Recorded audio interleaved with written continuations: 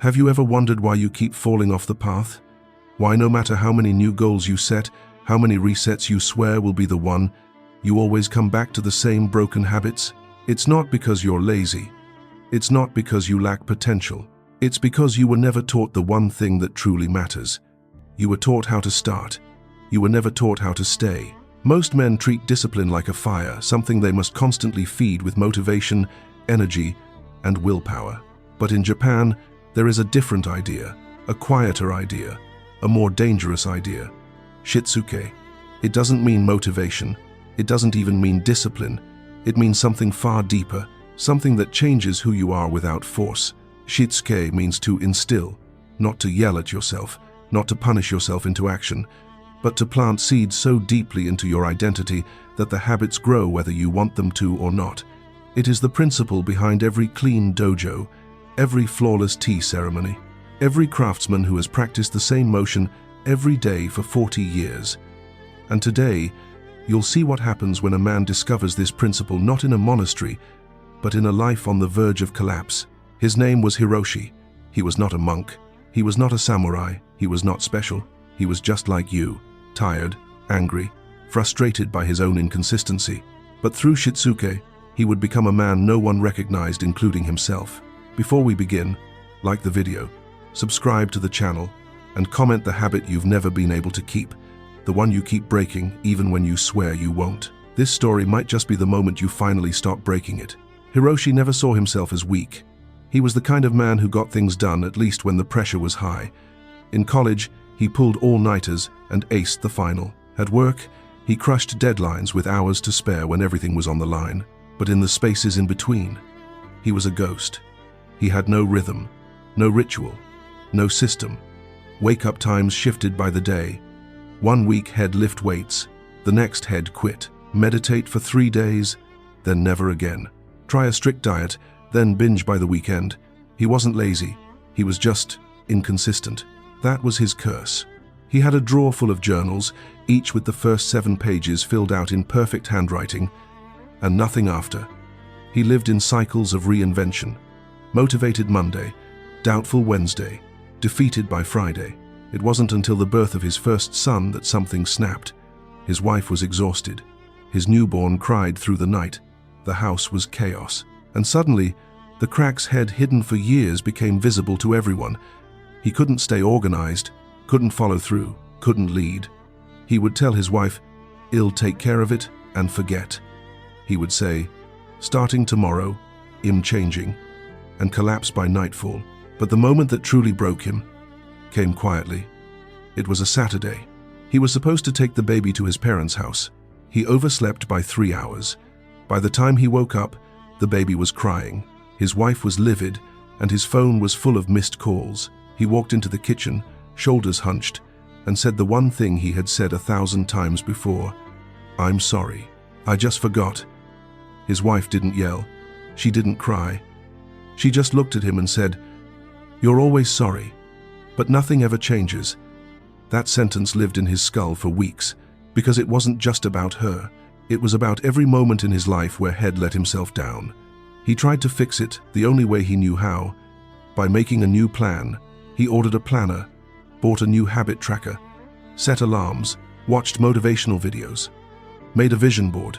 It all collapsed within the month.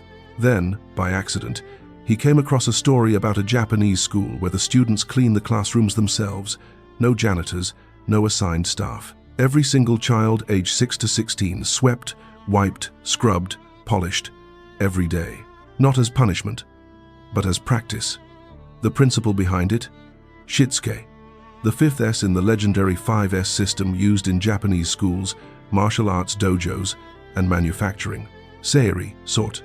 Saiton, set in order. Saiso, shine.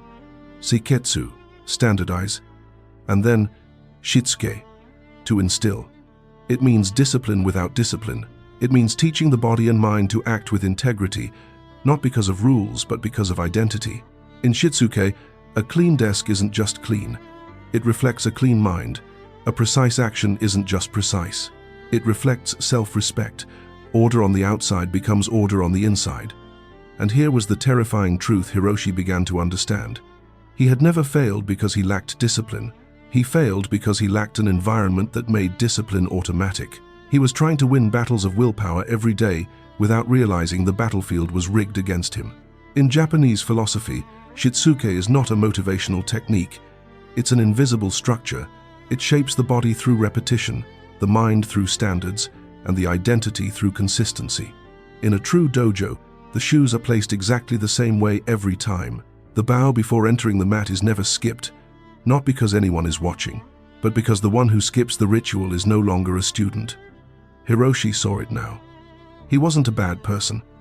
He was just a man without standards, and until he changed his internal architecture, nothing in his life would ever change. Before Hiroshi discovered Shitsuke, his life looked fine on the surface. Middle management at a rising tech firm, respectable income, married, father to a new baby, nice apartment in Tokyo's outskirts. But what people didn't see was the erosion. Not all failures are loud, some decay in silence. Hiroshi was crumbling by degrees. Head stopped exercising. His reading habit vanished. His desk became a graveyard of half-finished books, unopened mail, and sticky notes from 4 weeks ago. Head stare at to-do lists with 25 tasks and finish none. His phone screen time was up to 6 hours a day, mostly scrolling news, work messages, or YouTube videos about productivity. Ironically, while producing nothing. He started arguing more with his wife, over little things, dirty dishes, late replies, unfinished errands. He blamed stress, blamed the baby, blamed the system, but deep down he knew the truth. He was breaking promises to himself daily, and with every broken promise, a little piece of his self-respect died. It wasn't a single crash, it was death by 1,000 excuses. The worst part? He was aware of it. He knew what he should be doing. He had read every habit book, watched every motivational guru, journaled his ideal day a dozen times. He just never stuck to any of it. Wake up at 5? Lasted 3 days. No phone before 9? Gone by day 2. Meditate daily? Forgot by the weekend. He didn't understand why. How could a man be so motivated at night and such a coward by morning? One night, alone on the balcony, he whispered the sentence that every man whispers once, usually in silence. What is wrong with me? That's when the guilt turned into shame. Guilt is about what you've done. Shame is about who you are. And once a man starts to believe he is the kind of person who breaks promises, skips reps, avoids pain, he begins to decay at the root. His confidence shrinks. His voice loses conviction. His eyes stop looking people in the face. This was Hiroshi. Waking up with dread, walking through life numb, avoiding mirrors, nodding through meetings, telling himself, "I'll get back on track Monday." But Monday never came, until one Sunday afternoon, after another argument over spilled baby formula, unwashed dishes, and forgotten groceries, his wife asked a question that shattered him. "Do you even want to be better?" It hit harder than any insult could. Because she wasn't angry, she was tired, and her voice didn't sound like frustration. It sounded like giving up. That night, Hiroshi sat at his desk and opened one of the old journals. The first 7 pages were filled with ambition. The 8th was blank. He stared at it, then flipped to the back cover and wrote one sentence: "I'm not starting over." Because he finally understood the real enemy wasn't his habits. It was his identity. He had created a self-image so fragile, so dependent on feeling good, that anything uncomfortable sent him spiraling. He hadn't built rituals. He hadn't set immovable standards. He hadn't installed the discipline that doesn't negotiate. That was the day he found the video. A documentary on traditional Japanese swordsmiths. One scene showed an old master waking at 4, bowing to his forge, cleaning every tool, arranging them with surgical precision, and beginning his daily routine in total silence. No audience, no applause, no deviation. Every movement was done the same way, because it was the only way. The narrator called it SHITSUKE, the discipline that leaves no gaps, the practice that becomes the person. That night, Hiroshi didn't make a vision board, didn't write a new list. He opened a blank page and wrote 2 words: non-negotiable rituals, not goals, not hopes, rituals. He would act as if he had already become the man he wanted to be. He just didn't know yet how hard the war would get. It started with one ritual, something so small, so boring, It felt like a joke. Make the bed. Every morning. Immediately after waking up. Not because it would change his life, but because it was a way to prove he could complete a cycle. Hiroshi didn't care how wrinkled the sheets were. What mattered was the signal it sent. I finish what I start. At first, it felt childish, insignificant, even pointless. But something strange happened on day 7. He woke up late, frustrated, groggy, disoriented. His alarm had failed. He was behind schedule. But before grabbing his phone, before brushing his teeth, he made the bed. Automatically, his hands moved before his brain caught up. And in that moment, he realized something was shifting. He didn't feel proud. He felt order, and that was more powerful. From there, he added the second ritual, tea, at 6:10 a.m. every day. He would prepare a cup of hot tea. Same mug, same pot, same sequence. It was slow, intentional, controlled. He would pour the water, inhale the steam, sit, sip. For 5 minutes, nothing else existed. Not the news, not his to-do list, not the baby monitor, just breath, heat, silence. He didn't call it mindfulness. He didn't care for spiritual branding. It was just 5 minutes of presence, every day, without fail. And the beauty of it? It began to anchor his mind. That small act of mastery over time, space, and motion began bleeding into everything else. He found himself cleaning his desk before work, organizing his files, preparing his son's bottles at night instead of rushing in the morning, without trying, without motivation. It was as if his mind had started craving order. But then came the resistance. On day 15, his boss dropped a last-minute project on him. 10 hours of unexpected work, 2 all-nighters. His schedule collapsed. He missed the tea ritual, missed the journaling, slept on the couch, snapped at his wife, skipped a meal, broke his streak. The guilt hit hard. He felt the old voice creeping back in. See? You always fall apart. But then, he remembered something he had heard from a Zen teacher in an interview. Discipline is not perfection. Discipline is return. So he returned. No punishment. No overcorrection. He simply woke up, made the bed, boiled the water, and poured the tea. Like nothing had happened. That was the moment he realized the power of Shitsuke isn't in never breaking. It's in building rituals so foundational that you know exactly how to return.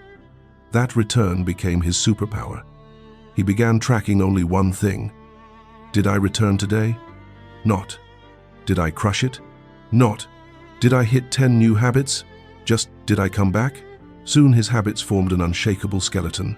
Wake at 6, bed made, tea ritual, 5-minute stretch, no phone until breakfast, work by 9, shutdown ritual at 5. He didn't add more. He just went deeper into each one, polished it, refined it, smoothed the friction. He removed variability.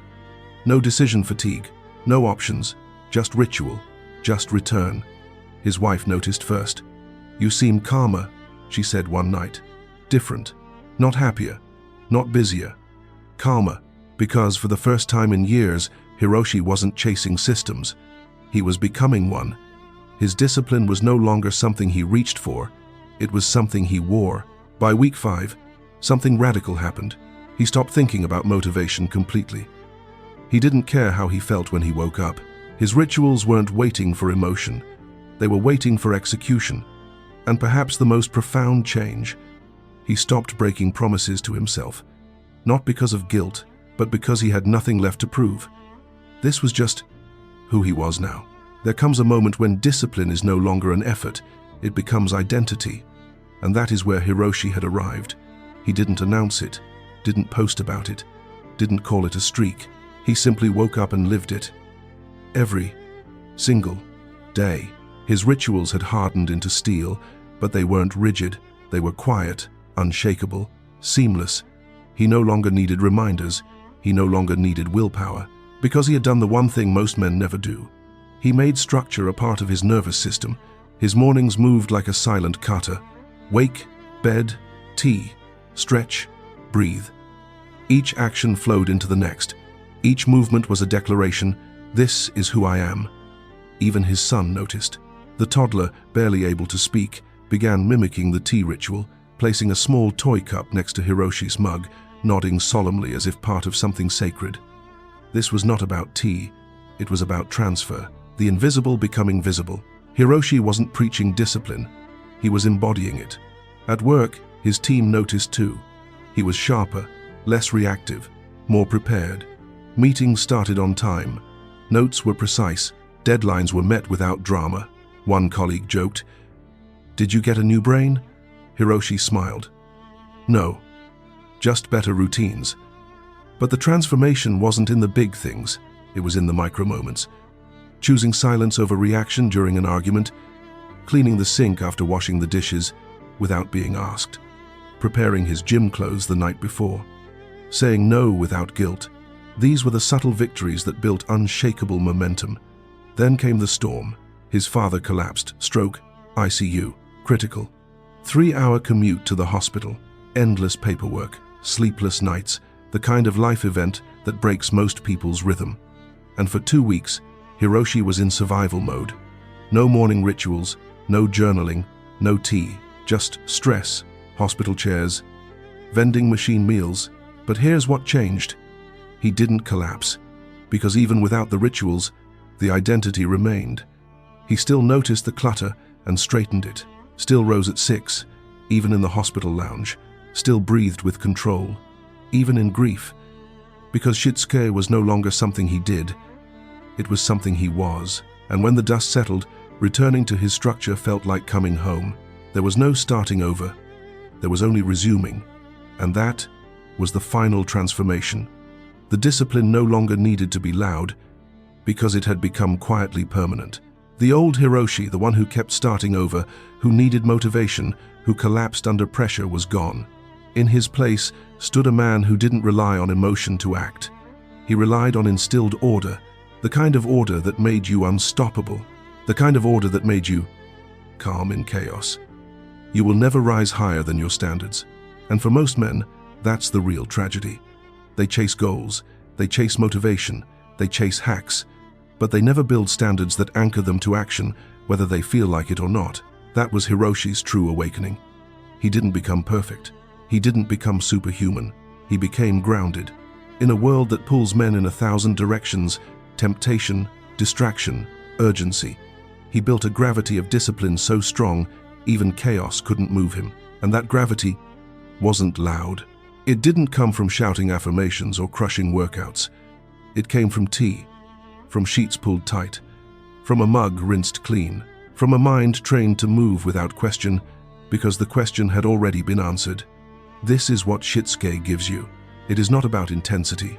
It is about inevitability. You stop trying to do the right thing. You become the kind of man who does not do anything else. Let me be clear. You don't need another morning routine. You don't need more dopamine hacks or accountability apps. You need to build invisible systems that run without friction. You need to train your environment to train you. This is what the Japanese understand, and what the modern man has forgotten. In a dojo, you don't decide how to bow. You don't decide how to arrange your shoes. The form trains the mind. The repetition becomes the person. SHITSUKE is the art of embedding identity through behavior, until the two are indistinguishable. It is no longer "I wake up early." It becomes, "I am a man who wakes up early," not because of a reward, but because the act is part of your structure. This is how Hiroshi rewired his brain. He didn't just fight harder, he stopped fighting altogether, because the battlefield itself was changed. And now he'll ask you the same question Hiroshi asked himself on that blank journal page. Are you going to live another year in the loop? Another year of goals broken, promises skipped, and plans abandoned? Or will you finally create a system so quiet, so deep, it becomes your spine? You don't need to change everything. Start with one act, one ritual. Make it yours. Repeat it so many times your body no longer asks for permission. Then build from there, because you don't rise by force. You rise by return. You rise by structure. You rise by becoming the kind of man whose discipline is no longer up for debate. Now it's your turn. In the comments, I want you to write your one non-negotiable ritual, the act you will commit to every day, no matter how small. Make it public. Make it real. And then live it until it becomes who you are. This is the way of SHITSUKE. Say nothing. Show everything. Like the video. Subscribe to the channel. And return tomorrow, because this discipline is just beginning.